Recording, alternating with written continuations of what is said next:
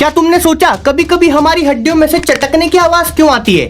ये पट पट पट पट पटाखे क्यों फूटते हैं? तो देखो, हमारी हड्डियों में जॉइंट्स होते हैं और इन जॉइंट्स के बीच में एक चिपचिपा गाढ़ा सा लिक्विड भरा होता है जिसे साइनोवियल फ्लूइड बोलते हैं। इस लिक्विड का काम होता है कि ये हमारी हड्डियों के मूवमेंट को स्मूथ बनाए, फ्लेक्सिबिलिटी बनाए रखे और हड्डियों को आपस में टकराने से रोके। पर होता क्या है कि जब हम फिजिकल एक्टिविटीज करते हैं या हमारी हड्डियों को खींचते हैं तो इन जॉइंट्स के बीच में जो लिक्विड है वो भी खींचेगा और इसकी वजह से उस लिक्विड में एयर बबल बन जाते हैं। तो जब ये बबल बनते हैं और फूटते हैं तब पट पट चटकने की आवाज आती है। कुछ लोग सोचते हैं कि हड्डियों को चटकाने से अर्थराइटिस हो सकता है, हड्डियां कमजोर हो सकती हैं, पर ऐसा कुछ नहीं है। बिंदास चटकाओ।